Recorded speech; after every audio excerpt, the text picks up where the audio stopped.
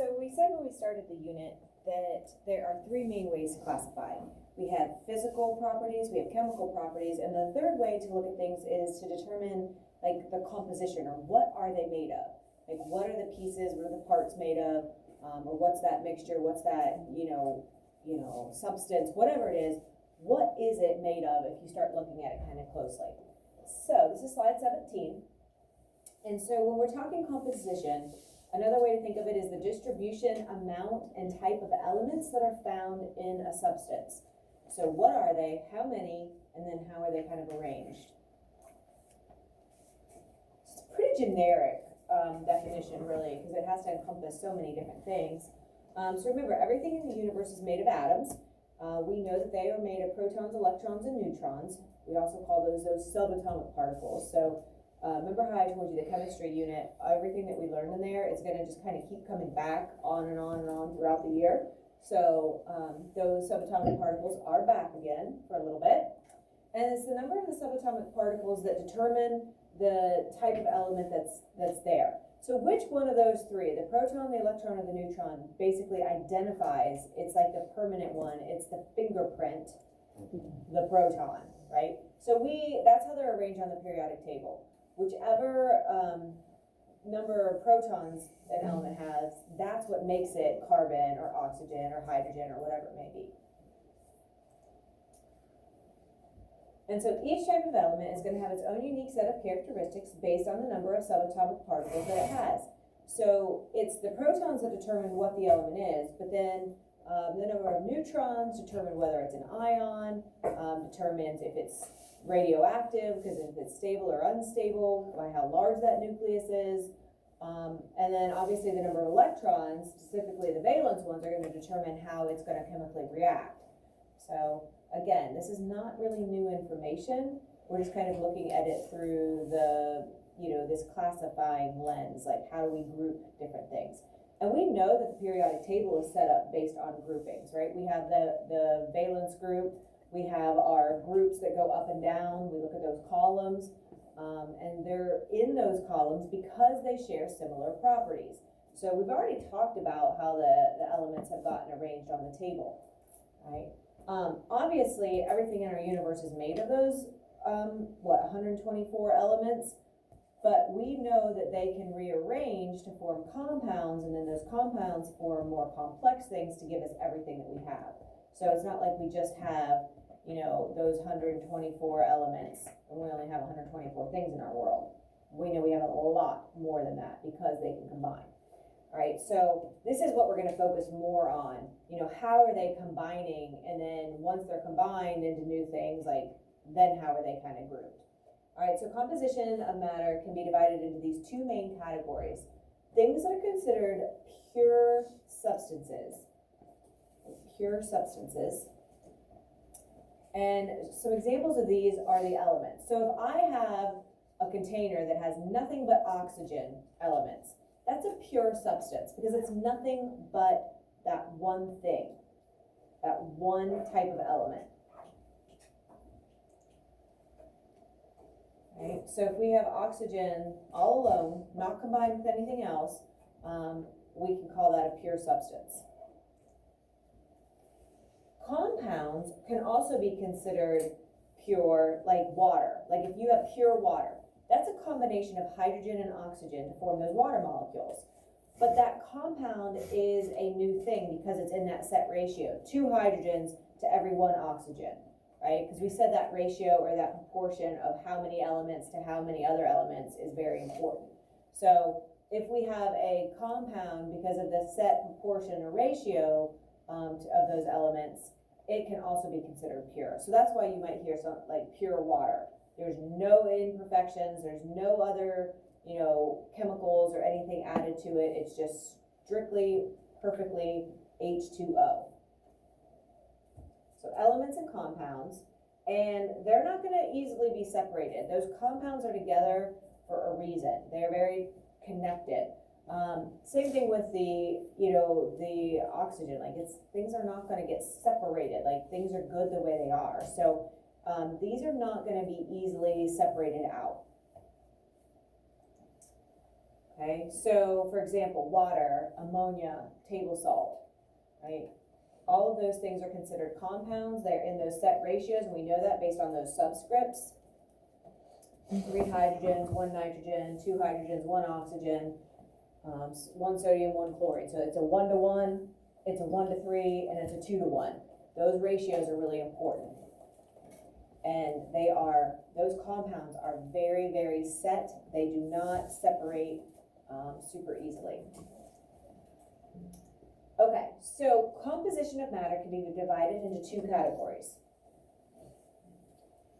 The mixtures are the second one. So our pure substances, elements, and compounds were the first one. Now we have our mixtures. Mixtures are exactly what you're imagining when you hear that word. It's things mixed together. All right, so it's made of 2 or more substances that can be easily separated by physical characteristics. Well, we had a whole list of physical characteristics: boiling point, melting point, malleability, magnetism, density, color, odor, right? All of those, size, shape, all of those things are those physical properties. So if you can use a physical property to separate something out in a mixture. And so that's the one lab that I've been kind of warning you about. You're going to get a container that has a mixture in it.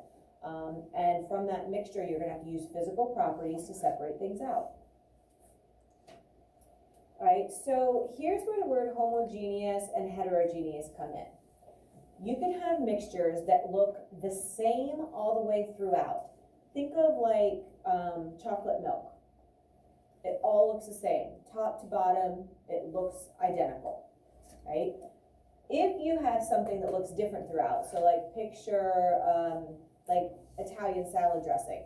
Well, you see the chunks of peppers and onions, and you see the oil, and you see like you see the oily part, but then you also see the more liquidy part. So you see a lot of different things when you're looking at that. All right, so this looks different throughout. We talked about, and I said that this is kind of similar to 8th grade, because we had these same prefixes. We had homozygous and heterozygous when we were talking about our gene pairs for those alleles, right? We still have the prefix homo and hetero here. And I know, like, we talked about this last year, and you guys are a little bit sleepy, so I'm not getting a whole lot of reaction. But usually, when you hear this prefix, like, people start giggling a little bit, just like it's kind of natural, I guess. Like, it's just what you do. So, when we hear that prefix, homo and hetero, typically you think like homo meaning somebody that is in a same gender relationship, right?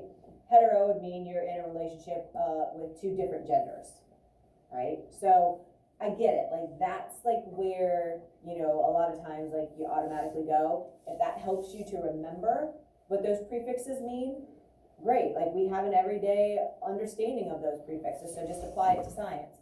But when you hear that, you think same. When you hear that, you think different, okay? So all you're thinking is, does it look the same throughout or does it look different throughout? And so that's a pretty easy idea once we start kind of applying it here. So we know that a mixture is a combination of 2 or more substances that are not chemically combined. They do not exist in set proportions to each other. So I could have a bowl of candy where I have some Starburst, maybe I have 10 Starbursts, I have like 20 Hershey Kisses, and I don't know, I have like 50 Jolly Ranchers. There's no set proportion. I don't have to have those set numbers of 10, 20, and 50, right? I just made them up, right? There's no connection. It's just like they're just thrown in there together. It doesn't really matter, okay? And so if you have a mixture, sometimes they're just like, it's just like all thrown in together and it looks all different and a little bit, you know, mixed up. Other times you have, like, let's say you have a bowl of, oh gosh, let's see. I'm trying to think. Maybe you have a bowl of all purple Jolly Ranchers. Like everybody is eating all the other colors. Nobody likes the grape flavor. So all the purple ones are left. So in this bowl, all you have are the grape Jolly Ranchers. Well, that's not really a different mixture. It's still a mixture, but we would consider that a homogeneous mixture because it all looks the same throughout.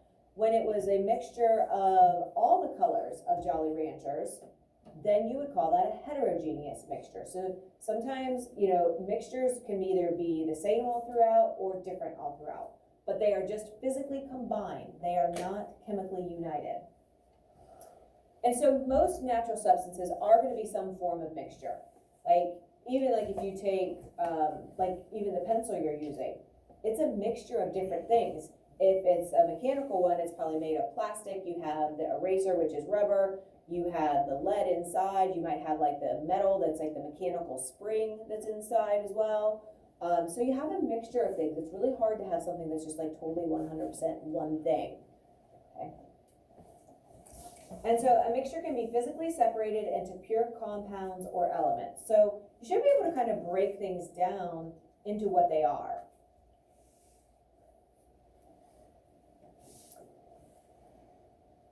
Is this making sense so far? I mean, it's pretty common sense. I think pretty basic, if you stop and think about it. Okay, so homogeneous mixtures versus heterogeneous mixtures. So obviously the homogeneous has to have the same uniform appearance and composition throughout. So here's a thing of milk. I don't know, it looks kind of like rabbit food to me. I don't know what it is, cereal? I don't know. But both of these, can you see any visible differences? This all looks the same and this all looks the same. Homogeneous. Sorry about all the food references, it's kind of making me hungry too. Heterogeneous consists of visibly different substances or possibly even different phases. So if you have a hot chocolate and you have the liquid hot chocolate, but then you put in the solid marshmallows, well, that would be a heterogeneous mixture because I could plainly see those two different things in it. Same with the salad dressing. I can visibly see the chunks of solid vegetables floating around in that liquid material, right? So it can either be where it's just different substances or it can be different states as well, states of matter. So tell me some things that you can see in this picture. Now I really want toppings. What's something you can see there, Stewie? Tomatoes. What can you see, Austin? Meat. Good. Emily, what do you see? Selena, what do you see in this picture?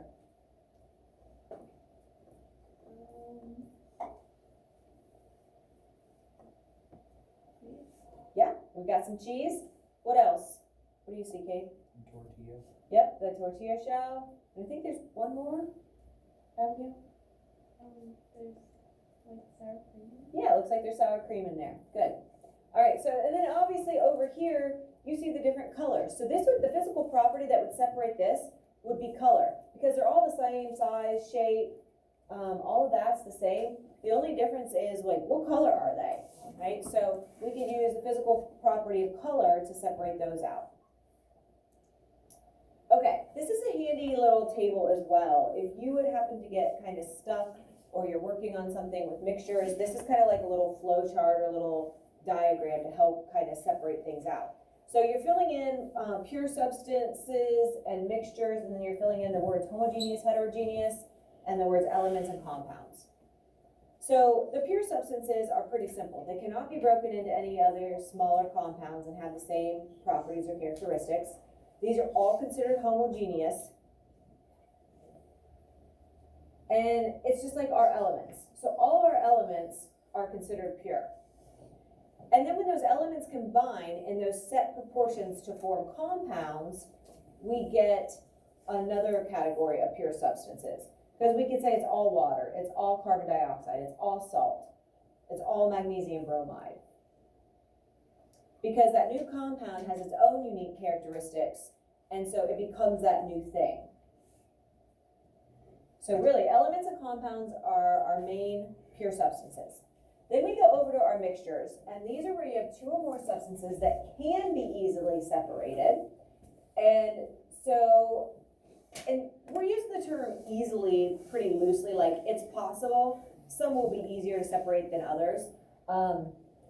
But homogeneous means the same throughout. So our Kool-Aid, this is a mixture that we can't really see any differences with. Coffee, salt and water, the air we breathe, a Hershey bar. Obviously a plain Hershey bar, not like with the M&M or the Oreos or the almonds or anything, like it's just the plain old milk chocolate Hershey bar. Hetero meaning different, so Hershey bar with almonds in it, right? Because you could see the almond and you could see the chocolate, it's two different things. Pizza, obviously we have crust, we have sauce, we have cheese, we have toppings, we have all those differences. Vegetable soup, salad. Now blood, this is one that maybe you're thinking, what? Like my blood doesn't look different when I, like you get a drop of blood, like it all just looks like that red color, right? But if you've ever had like blood work done, what they do is they draw the blood and then they put it in a little vial and then they put it in this machine called a centrifuge, and we'll talk more about that later on this unit. But basically it spins it and it separates it out because actually your blood has a lot of different components. And so certain tests need like maybe just to test the white blood cells. Sometimes they need to test the red blood cells. Sometimes they need to look at the platelet count. And so all of those things are in your blood, but they have a different density. So when they use the centrifuge machine, it actually separates things out. So the most dense is on the bottom, like we would expect, and the least dense would be at the top. And so even though it kind of looks like it's a homogeneous mixture, if it would be separated, like run through the centrifuge machine that will spin it around, it separates it out by density, and density is a physical property. So blood, just looking at it, it would look homogeneous, but if you would separate it out, it would look heterogeneous. Or you can see visible differences. Okay, so let's take a look at this one. So plain Hershey bars, it's gonna be homogeneous or heterogeneously mixed? Who thinks it's gonna be homogeneously mixed? Good, because it's gonna look the same, like there's no differences. Looking at this Snickers bar that's open like this, is this gonna be homogeneous or heterogeneous? Good, hetero. Pizza, homogeneous, heterogeneous. The Italian salad dressing, homogeneous, heterogeneous. And then finally, this hot chocolate. This one specifically, homogeneous, heterogeneous. We had a few, that was the only one we had a few differences in. This, I would say it's the majority homogeneous. Like you might see, it looks like a little bubbly, but that's still like the same stuff. Now, what if I put marshmallows in it? What would that do? Would that change it? Yeah. Okay.